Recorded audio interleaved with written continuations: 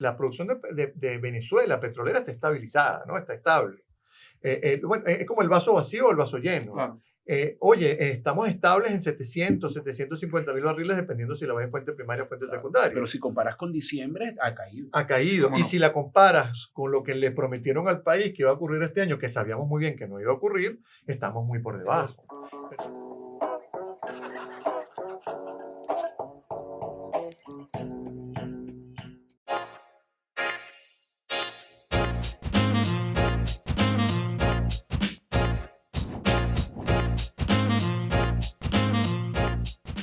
Buenas, queridos amigos. Bienvenidos a un nuevo capítulo de Tertulia y Dinero, un podcast en donde tres profesionales apasionados por el mundo de los negocios conversan de manera casual acerca de temas de finanzas, economía e inversión.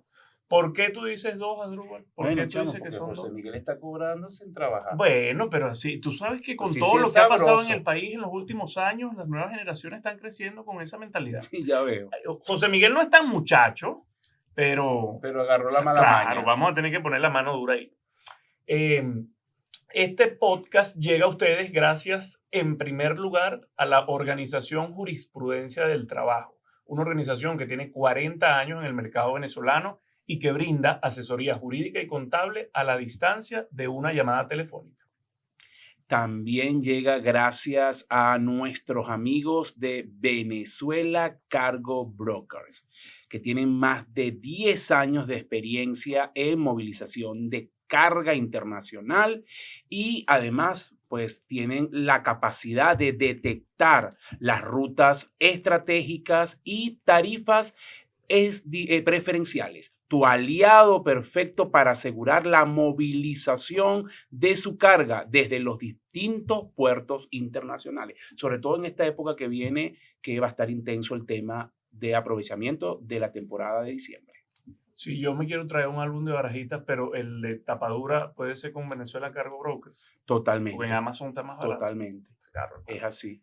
Este podcast llega también gracias a Obelca, una organización que tiene más de 10 años en el mercado venezolano brindándoles soluciones financieras a sus clientes, y se viene Asdrúbal, Obelca con un nuevo producto por ahí. Estoy esperando el anuncio. Sí, señor. También llega gracias al mejor ron de Venezuela y uno de los mejores rones del mundo, el de nuestros amigos Ron Santa Teresa 1796, el ron que se utiliza o que se toma para ver Tertulia y Dinero. Como siempre, un lunes de roncito. Así es. Hoy tenemos aquí de invitado nada más y nada menos que a Luis Oliveros. Entre Oliveros te veas. Ah, bueno. Entre Oliveros te veas. Mira, El Luis. primo Luis. Mi primo, sí, Luis, la parte millonaria de la familia, la parte más pobre de la familia.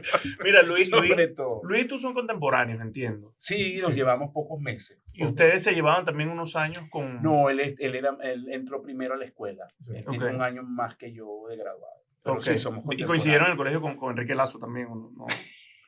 Mira, ustedes no voy a decir nada, voy a decir algo del ron que están Mira, tomando, pero no veo, porque a mí no, me falta sí, mi vasito de ron también. Es ¿ves? verdad. Es verdad que sí. verdad. Hay que hablarlo con producción. Aquí tenemos el día de hoy, queridos amigos, a Luis Oliveros, economista venezolano conocido en redes sociales, profesor de la Universidad Metropolitana Y Central.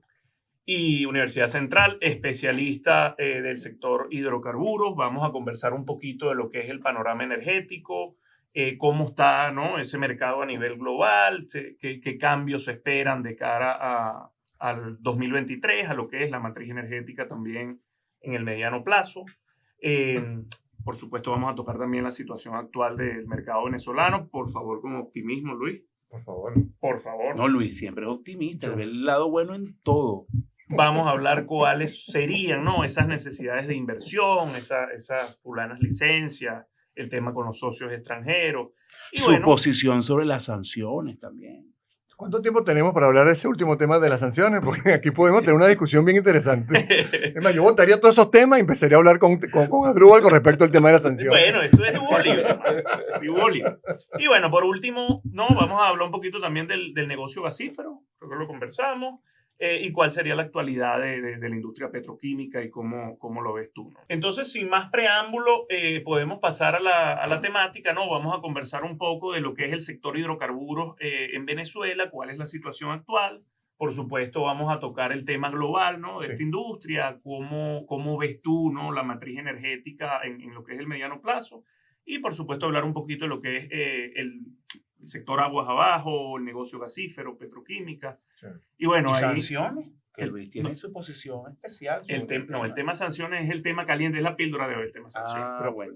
pero yo creo que yo hablo rápido de esos temas y dejamos el tema de sanciones para hablar los 20 y pico minutos y empezar a discutir con Asdrúbal sobre ese Claro, tema. pero vamos a darle un mateo a los otros dos y luego nos vamos con Y sanciones. que aparte yo creo que Asdrúbal y yo, más allá de que hemos discutido, porque nosotros hemos hablado mucho de ese tema, hablando en serio, hemos hablado mucho de ese tema, creo que más son los puntos De acuerdo. de acuerdo, de coincidencia que podamos tener Asdrúbal y yo, que las diferencias que podamos tener. Aparte que yo quiero decirle algo, Asdrúbal y yo nos chalequeamos muchísimo, pero por lo menos yo le tengo un cariño, No, le tengo un igual, afecto y un igual. respeto muy bueno. Y Lo aparte, mismo. siempre cuando Por eso está estamos... aquí, si no, no lo hubiese vetado. Gracias. Mira, empecemos por la vamos a empezar por lo macro, la industria petrolera a nivel internacional. A ver, han habido cambios, sobre todo el cambio tal vez más importante viene con todo lo que está pasando con el tema Rusia-Ucrania, ¿no? Veníamos de la pandemia, la demanda petrolera mundial se estaba recuperando, la producción se estaba recuperando, había estabilidad en los precios, ciertamente la oferta tal vez no estaba reaccionando de la misma forma que la demanda, pero bueno, los precios estaban en un niveles de 75, 70, 75, pero bueno, aparece la invasión de Rusia a Ucrania y esto obviamente cambia notablemente todo lo que sabemos del mercado petrolero mundial. ¿Por qué? Porque Rusia es de los principales productores del mundo y el principal exportador petrolero a nivel mundial, ¿no? Pero no solamente es que es su importancia en el mercado, es a quién le vende petróleo, a quién le vende gas, le vende a Europa. Le vende a Europa y le vendía a Estados Unidos cerca de 400.000 barriles, que por cierto, Rusia le vende petróleo a Estados Unidos, entre otras cosas, por el hueco que deja Venezuela luego del tema de las sanciones, ¿no? Entonces, bueno, ¿cuál es ahora el tema? Bueno, Europa se enfrenta a un problema muy grave, y nosotros lo vivimos y en carne propia cuando estuvimos en Berlín, reuniones a puerta cerrada en pleno verano sin aire acondicionado. ¿Por qué? Tienes que empezar a guardar energía, tienes que empezar a disminuir el consumo, tienes que empezar a decir a la gente. Y de traje. Y de traje. Además, que por cierto, debo decir que gracias a Asdrúbal no tenemos corbata. Porque hicimos un movimiento dentro del grupo para que no hubiera corbata, por lo menos ahí tenemos un poquito más de respiro. Pero el tema es, y lo estábamos viviendo, no solamente lo vimos en Berlín, también lo vimos en Bruselas, es, bueno, hay que empezar a prepararse porque esta va a ser una guerra, un conflicto muy largo y nos va a agarrar el invierno. Entonces tenemos que buscar quién nos vende energía y tenemos que buscar cómo almacenar energía y unos planes de a quién le vamos a recortar la energía en primer lugar. Claro. Y las energías no se las podemos recortar a hospitales, a geriátricos, no a todas las casas, o sea, a las familias. Tenemos que empezar por el sector comercial, el sector industrial, o sea, ese tipo de cosas. Entonces, oye, un problema muy grave. Pero bueno, hay un reacomodo al final en el mercado energético mundial. Todo ese tema de descarbonización, que también lo vivimos y nos preguntaron mucho allá en Europa sobre ese tema y cómo estaba Venezuela. Venezuela no está en nada en ese tema. Pero bueno, todo ese tema se ha frenado un poco en Europa porque, bueno, tenemos que resolver un problema ahorita.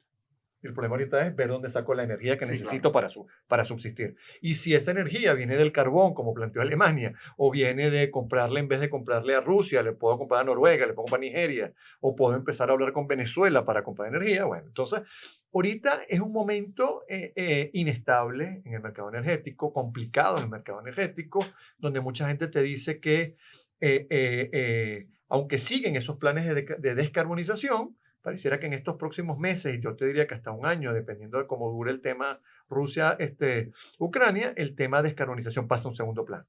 Y pasa por un segundo plano porque hay una emergencia importante. Claro, tienes que atender lo urgente primero y luego... Pero toda esa emergencia y toda esa inestabilidad, todo eso que estamos viviendo, bueno, nos han colocado precios del petróleo en niveles de $90, claro, 88, $100. O sea, hay inestabilidad, pero precios muy altos. ¿Qué rol juega ahí, Luis, el tema China? Porque también... un poco lo que he leído es que ha sido un factor de contención, porque China con todos los temas de su política estricta de COVID y la desaceleración que está teniendo su economía y el consumo interno, sí. Bueno, la demanda petrolera desde China también se ha ralentizado. Sí, ¿no? sí. Ese es un buen punto. Un punto aquí adicional, uno de los grandes beneficiarios del tema de sanciones hacia Rusia ha sido China y la India. ¿Por qué? Porque están comprando energía barata a Rusia. Que eso es En una un- mala noticia para En un contexto Venezuela. en el que la energía está cara. En un contexto en que la energía está cara, ellos están ahorrándose Claro. muchísimo dinero porque le dijeron a Rusia, parte del petróleo que no puedes estar colocando en Europa, véndemelo a mí. Y hubo gente de Occidente que le dijo sobre todo a la India, mira, ¿por qué tú le estás comprando a Rusia? Y la respuesta de la India es, si hay una oportunidad para yo tener ahorros y mejorarle la calidad de vida a mis ciudadanos, yo lo voy a hacer. Y en la India sabemos que es bastante gente que Sí, sí, tengo sí. que buscar la energía, no a 10 millones de personas, es muchísima gente que tengo que buscar energía. Mira, lo que dice Asdrúbal es muy cierto, los precios no se han disparado de la manera que se han podido haber disparado por el nerviosismo que había. Hubo un momento que la gente pensaba que los precios iban a estar en 120, 130, o sea, porque China empieza a cerrar completas ciudades que tienen la población de Venezuela. En algún momento, perdona que te interrumpa, leí un reporte de Nomura que China llegó a tener cerrado el equivalente al 20% de su territorio. Wow. Exactamente. Y en ciudades que son claves para la producción industrial, no solamente interna, sino de exportación. Sí. Y tuvo problemas con los puertos, muchas de las Ajá. cosas que dice Asdrúbal, bastante con el tema de las cadenas de suministro. Entonces, todo ese tema, o sea, ciudades cerradas, cadenas de suministro con problemas, puertos cerrados, hizo que su demanda, o sea, no vamos a decir que cayera de manera vertiginosa, pero oye, no tenía el crecimiento que estaba teniendo, cayó en algunos meses se estabilizó, y eso funcionó como un soft landing para el tema de los precios, para que por lo menos al menos se ¿Y qué mantuviera. perspectivas tienes de los precios hacia adelante? Mira, ¿Cómo lo ves tú? Yo sé que el mercado petrolero es de los más Sí. difíciles de predecir, pero un poco lo que tú ves en términos de oferta-demanda en los próximos meses. Alejandro Grisanti tiene un trabajo maravilloso con el tema de la predicción de los precios del petróleo, que es una Efectivamente. maravilla. Mira, yo veo estabilidad. Las últimas derrotas de Rusia en Ucrania han generado como cierto optimismo de que tal vez el conflicto entre en una fase de cómo se va a estabilizar, y vino un proceso de negociación. Los ucranianos no quieren negociar, X. Yo creo que falta mucho para eso. A mí, Sí, sí. a mí lo que me preocupa, obviamente cuando se esté grabando este podcast, está ocurriendo un proceso de, digamos, donde Ucrania está haciendo una ofensiva importante y ha Sí. retomado territorio, Sí. pero lo que me preocupa es el tema de cómo va a responder Rusia. La escalada. Porque Rusia puede responder, o Putin específicamente, puede responder de forma irracional. Sí. Y no sabemos cómo puede escalar el tema del conflicto. También incluso internamente tiene ya problemas Putin. La extrema derecha ya empieza a criticarlo. En el momento que estamos grabando este capítulo hubo manifestaciones en Moscú de grupos, incluso que en el pasado apoyaron a Putin, que salieron a protestar por su política débil frente a Ucrania, ¿no? Entonces ahí hay un tema, no es fácil medir la reacción de Rusia en el conflicto, ¿no? Sí, aparte que hay como 90 concejales que se han sublevado y que han empezado a decir que tienen que parar la guerra, y en contra de Putin, algo que era insospechado, era inimaginable hace unos días. Mira, a mí me da un poco de como temor decir, mira, el precio del petróleo se va a mantener en 100, se va a mantener en 90. ¿Es más difícil estimar el precio petrolero o el tipo de cambio? No. No, yo creo que el precio petrolero, porque el tipo Ok. de cambio, mal que bien, sabemos que va para arriba. Exacto, correcto. Aunque no saben Y en el precio petrolero 9, influyen muchas 10, cosas. 11, a pero nivel no va a estar en global. 7. Ya en 7, ya para 7 no va. Y 8 se va a mantener, pero tú sabes, ¿no? Está bien. Pero mira, al final yo creo que no hay razones para pensar que va a bajar el precio del petróleo en el corto plazo. Lo que está diciendo Asdrúbal es clave. Y hay mucha gente nerviosa por la respuesta que puede tener Putin a derrotas muy fuertes que está teniendo en el tema militar. Puede venir una escalada. Es notable, ya se sabe que Estados Unidos está asesorando directamente en esta escalada de Ucrania. Estados Unidos estuvo metido en este tema. El Partido Verde y otro partido, el liberal, creo, en Alemania, está empujando que le manden más tanques a Ucrania. O sea, hay un movimiento en el cual Putin puede molestarse. Ok. ¿Okay? No, y Entonces, además la estrategia le ha salido mal, porque ¿cuál fue la estrategia de Putin? Principalmente cortarle los suministros de gas a Europa, buscando que el continente se dividiera y eso fuese un elemento para el poder entrar en la negociación o debilitar a Ucrania. Y la verdad que la posición de Europa ha sido firme a pesar de los costos que ha tenido el tema energético que acaba de escribir Luis.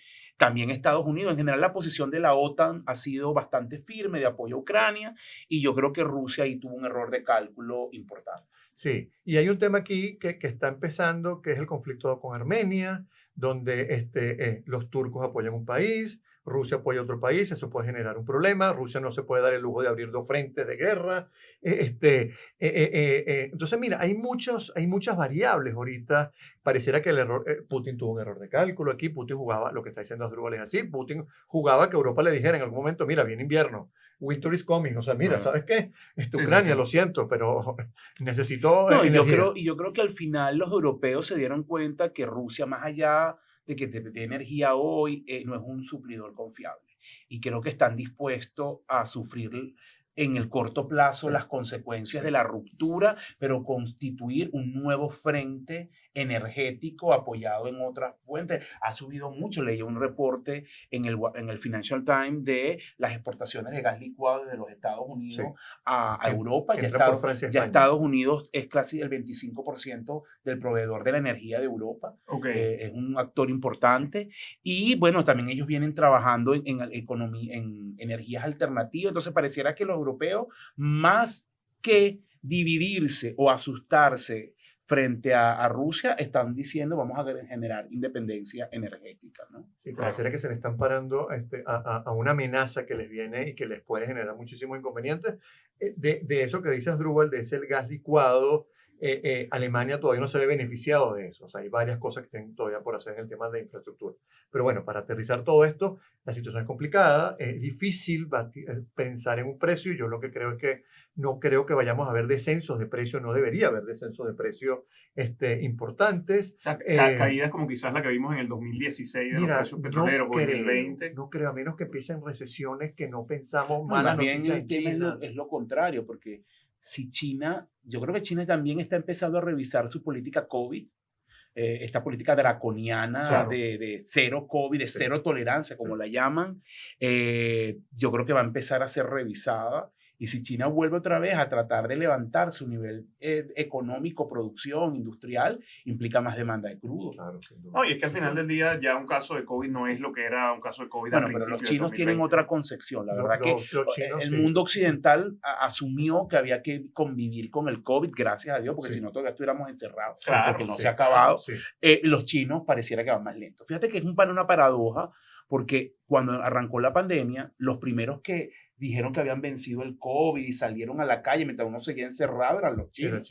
Y ahora los chinos siguen en digamos, dinámica COVID, encerramiento. O sea, hay ciudades que se han manifestado. O sea, el tema es muy, muy heavy, la manera como ellos han enfrentado el COVID y donde todavía no han asumido que es una normalidad. Yo creo que también tiene que ver con el número de gente que tiene y el control del partido. Ahora, aterrizando todo esto, ¿cómo está Venezuela en este tema?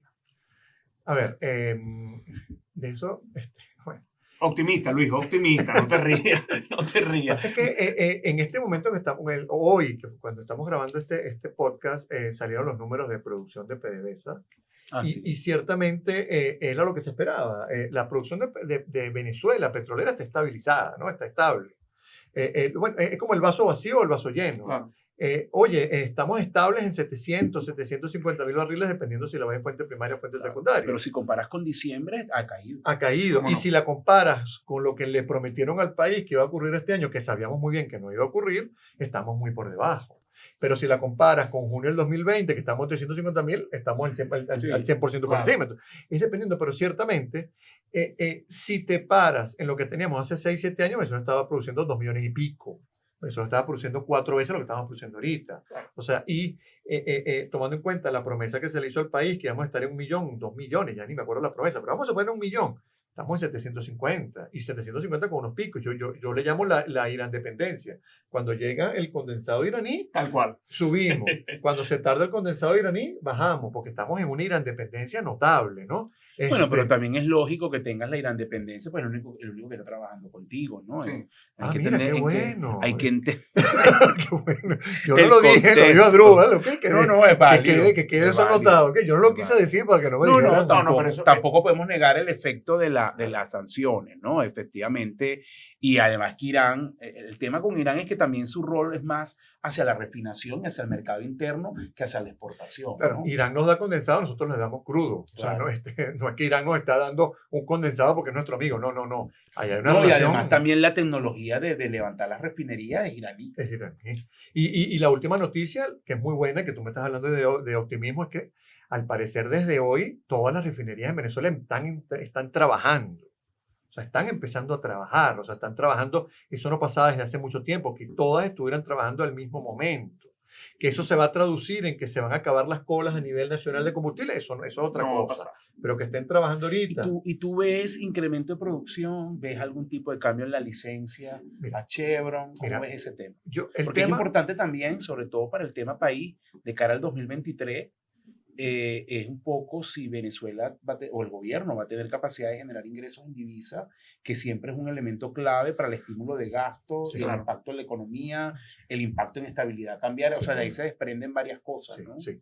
Una cosita que me quedó es, con todo este tema del reacomodo en el mercado energético y con Rusia, Venezuela, que está vendiendo la mayoría de sus barriles en Asia, ahora tiene un competidor que antes no tenía, que es Rusia.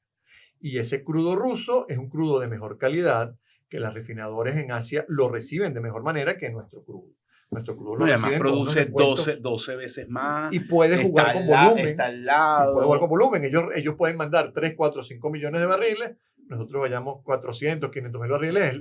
Es muy diferente la manera en que tú No, puedes negociar con esos y el volúmenes. descuento es importante. El descuento el es descu- muy El importante. descuento, Muy el importante. descuento ha aumentado, sobre todo a partir de junio, y está teniendo un impacto ya en el flujo de caja. No es peor la situación porque estamos hablando de precios Estamos altos, hablando de precios pero altos, sí. efectivamente Venezuela en los primeros meses del año enfrentó unos niveles de descuento bajos, porque la verdad que la administración de Biden no tenía la misma, digamos, presión que tenía la administración de Trump. Sabemos que Bolton llamaba a las empresas para que Sí, no hicieran amenazarlas exactamente. directamente, sí. Y en cambio, la administración de Biden, las sanciones se mantienen, pero no ha hecho un seguimiento tan incisivo Ok. como hacía Trump y su administración. Y entonces eso hizo que desde el año pasado y los primeros meses de este año, el descuento ya hubiese bajado muchísimo, lo cual era muy bueno para Venezuela. Claro. Pero gracias al tema invasión ucraniana y los rusos entrando en el mercado asiático sancionado, ese descuento ha vuelto a subir. Se duplicó ese descuento. Exactamente. Se duplicó el descuento. Entonces, bueno, el tema Venezuela, a ver, vamos con algunos puntos. Primero, yo soy de los que piensa, y creo que aquí tenemos consenso, que con sanciones Venezuela no va a poder incrementar ni a 1 millón de barriles, creo yo, no va a poder, con el tema sanciones. Ahora te hago una pregunta y disculpa que te interrumpa acá. ¿Tú crees que si no tuviéramos sanciones, sí tenemos una capacidad? A ver, y hablo más de capacidad técnica, ¿no? Sí, No sí, tanto, sí, sí. no tanto en el tema incentivo, no tanto en el tema inyección de capital, sino capacidad técnica. Porque al final, Sí. ojo, y a ver, voy a pecar aquí porque yo te dije, bueno, necesito que seas optimista. Pero desde el Sí. punto, o sea, yo soy escéptico, yo no veo una Mira, capacidad técnica. sin en la sanciones defensa Venezuela de- pudiera estar produciendo 1.400.000, 1.500.000 barriles. Eso lo podemos pelear después. ¿ok? No, yo coincido totalmente. Porque además creo que el gobierno hubiese sido más pragmático, como ya en parte, sobre todo en cabeza de su ministro, de darle más concesiones a los socios privados. Venezuela podría Y estar sin produciendo el sanciones, doble. Es válido. Creo que hay un trabajo Asdrúbal, hay algo que yo escribí, también algo que escribió Francisco, y creo que el número se parece entre todos nosotros, a pesar de las diferencias y de los ruidos que generaron algunas cosas, pero 700.000, 800.000 barriles es el efecto sanciones, y Venezuela hoy pudiera estar produciendo eso. Yo creo que el punto importante va a ser noviembre, en las elecciones de midterm, todos sabemos muy bien. Luego de esas elecciones viene, y se está negociando, o sea, creo que eso todo el mundo lo sabe. Venezuela, el gobierno venezolano Sí, sí. está negociando con los Estados Unidos. Esto no es que Ya, estamos ya haciendo... ni siquiera es un secreto a voces. No, vale. Es algo es algo que evidente. se sabe y que es Ha habido obvio, pronunciamientos oficiales. y que me parece que es sano y que Sí, es sí. necesario que eso ocurra, ¿no? Como dice Asdrúbal, dependiendo de cuánto va a ser la producción y dependiendo de cuánto va a ser nuestras exportaciones, podemos tener una visión muy distinta de lo que va a ser la economía del 2023, ¿no? Sí, Claro. totalmente. Y hace unas semanas vimos que si no tienes muchos dólares, el mercado cambiario se te mueve y se te mueve la inflación y se te mueve la economía, ¿no? O sea, y no se te mueve para un buen norte, sino Y para un empieza a sur. despertar como viejo fantasma. Empieza a despertar Bueno, depende viejo también, miedo. depende también de los incentivos para el gobierno, porque recordemos que El gobierno ha venido siendo muy conservador en el gasto, eso yo creo que mucha gente no lo ve. Es un gobierno que ha reducido el déficit en forma importante. De hecho, lo que pasó hace 2 semanas no tiene nada que ver con creación de dinero inorgánico. No, chico. Fue más un tema de operativo, Sí. que después se puede explicar, pero, o sea, quiero decir que el gobierno ha sido más conservador fiscalmente, pero eso tiene un límite. Claro. Y el límite es que ahora Maduro entra en campaña, además no es cualquier campaña, es la campaña que define su permanencia, en teoría, en la Sí, presidencia. presiones salariales. Exactamente, y entonces, cónchale, mantener esa rigidez del gasto No. que ha mantenido en los últimos 2 años es difícil. Y Mira. necesita más ingresos para que eso o esa mayor capacidad de gasto no signifique más presión en inflación, devaluación. Por eso yo sí creo que el gobierno ahorita cambia los incentivos a Claro, negociar. claro. Y hay otra cosa, cuando lo que está haciendo Asdrúbal, cuando tú ves lo que era el tamaño del Estado hace 2 años y lo que ves ahorita, yo siempre he hecho broma de que alguien del Fondo Monetario empieza a ver eso y dice, ¿cómo hiciste tú para hacer eso sin ningún costo social? Claro, ningún costo político, claro. Todos sabemos lo que ocurrió. Sí, sí. Pero yo dificulto que haya en la historia de América Latina un país que haya disminuido de la manera No, y que en disminuyó. en la historia de Venezuela tampoco. ¿No? Es la historia de la región Claro, y de Venezuela. Obviamente, no es, Nadie- no es lo mismo hacerlo en un entorno con separación de poderes, con Claro. democracia plena, que hacerlo en el entorno que tiene Venezuela. Claro, pero tú presentas las cifras, presentas los números, presentas el gráfico y alguien del Fondo Monetario te va a decir, mira, ¿cómo hiciste? Porque Claro. yo necesito ver cómo haces eso para otro país. Entonces, mira, a ver, el primer escenario es, yo creo que el primer escenario es, hay una flexibilización de sanciones, hay una flexibilización. Aquí lo clave para PDVSA es que le dejen vender petróleo en Estados Unidos. Claro. Es clave. Porque O bueno, yo diría más general, que le dejen vender petróleo en los sin sanciones, pues, porque a lo mejor no es Estados Unidos, pero puede ser otro claro, mercado. pero ahí te pongo un ejemplo. Si yo vendo en Citgo, si yo le puedo vender a Citgo mi petróleo, es mejor recibido en esas refinerías que en otras refinerías. O sea, están hechas perfectamente, Claro. están hechas para mí.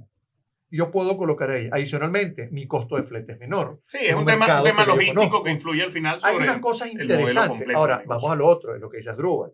Si ya a mí me dan libertad para yo colocar mi crudo, ya yo puedo competir sin tener que hacer esos descuentos Es tan que yo grandes. creo que al final, bueno, es un tema que dan para mucho más, pero al final el tema con Citgo es complejo porque además ahí entran otros factores y el punto es si al final Citgo va a terminar queriendo volver a comprar petróleo venezolano, dado quién está al frente de ellos y las prioridades que han definido para Estamos de Citgo, acuerdo, ¿no? estamos Sí. de acuerdo. Ese es un tema complejo. Por eso que yo te pongo ese primer punto ahí es Venezuela quiere vender en Estados Unidos, Venezuela le quisiera vender a Citgo, todos sabemos lo que está ocurriendo ahí, lo que está pasando allí, pero para Venezuela, ya que estoy hablando de Venezuela, sería importante vender a Citgo porque el petróleo, vendes a full price, lo cobras cash con toda la transparencia del mundo, sabemos exactamente cuánto está yendo, cuánto está viniendo, todo ese tipo de temas, y aparte el costo del envío es o sea, no es que es regalado, pero es muy barato en comparación Claro. a lo que estamos haciendo. Lo otro es lo que dice Asdrúbal. Bueno, dame libertad para yo llegar a mercados que no estoy pudiendo llegar ahorita. Europa, por ejemplo, y puedo yo vender en Europa, puedo yo compensar, no voy a compensar lo que es Rusia, porque no lo puedo compensar, no, es imposible que lo compense, pero bueno, cada barril que yo pueda meter en esa ecuación ayuda para tratar ¿Cómo de no? compensar el ¿Cómo no? tema ruso. Ese es el primero. Para mí el escenario más nefasto para el país es que las sanciones continúen tal y como están. Eso significaría que Venezuela va a seguir produciendo este nivel que estamos viendo. Yo soy de los que piensa que por el declive natural de los pozos empezaríamos a ver disminuciones ya el año que viene porque esos pozos necesitan Claro. inversiones importantes, y Venezuela necesita, y ese es un incentivo adicional para sentarme a negociar, Venezuela necesita que vengan capitales frescos. Tú hablabas de Chevron. Yo creo que en esa flexibilización de sanciones es muy importante que haya empresas como Chevron, que haya empresas como Eni, que haya empresas como Repsol, que haya empresas que conozcan el mercado, que sean occidentales, el tema de transparencia y que tengan mercados donde colocar nuestro crudo a precios competitivos, no a precios con tanto descuento. Si tú me dices Buenísimo. cuál es el escenario que yo le daría mayor posibilidad yo creo que sí pudiera venir una flexibilización de sanciones, hay mucho ruido al respecto. Aparte que el mundo necesita que Venezuela produzca petróleo. Es así. ¿Cómo ves, pero Rápidamente. algo rápidamente, Rápidamente. el tema de la petroquímica, el gas, Pequibén? una respuesta rápida sobre eso. Ojo, Que es un poco la industria petrolera el de valor octavo país del agregado. mundo en ¿no? reservas gasíferas. Fuera del tema del gas. Mira, yo creo que con el tema Colombia se abre una posibilidad interesante. Colombia necesita gas. Aquí todos sabemos que hay toda una negociación ahorita con el tema de monómeros. Petro, casualmente hoy que estamos grabando esto, Petro invita a Maduro con el tema del ELN, lo cual es una jugada política interesante. Yo creo que ahí se abre una ventana de oportunidades, pero el gran porcentaje de la producción de gas es gas asociado a la producción petrolera. Si yo no aumento la producción petrolera, mi producción de gas va a seguir siendo bastante baja, bastante complicada. Si aumento producción, tengo posibilidades y por eso insisto, es la importancia de que las empresas occidentales vuelvan. Vuelva Repsol, vuelva Eni, vuelva Chevron, porque necesitamos dinero. Se necesita plata, se necesita dinero para invertir y que con la flexibilización de sanciones y que esas empresas vengan, PDVSA tiene posibilidades de atraer mayores inversiones. Sabemos muy bien el entorno, sabemos muy bien todos los problemas, pero ahí se abre una posibilidad interesante. Pero ojo, gas asociado a la producción petrolera. No, y ojalá se den un marco de mayor transparencia también, porque al final tú necesitas, para atraer esa inversión, un marco regulatorio institucional mucho más claro. No solamente, ese cambio lo tiene la Asamblea Nacional. No solamente el levantamiento de sanciones. Se montó la Asamblea Nacional. Entonces, ese cambio está, esa ley le han hecho varios cambios. Varios colegas que conocemos trabajaron en esa ley, y colegas, abogados, gente muy buena, tengo que decirlo, gente muy buena de bando y bando, han trabajado, y hay una ley que pareciera que es una ley muy buena. Hay que ver al final qué es lo que sale. Lo que pasa es que tiene también sus detractores, claro, dentro del propio partido de gobierno. Ese es el principal problema. Detractores radicales dentro del partido de gobierno, que son los que le han puesto como un freno a esa ley. Pero es lo que decías, Rubén, el marco regulatorio, el marco legal es necesario para como terminar de generar los incentivos para que esas empresas vengan.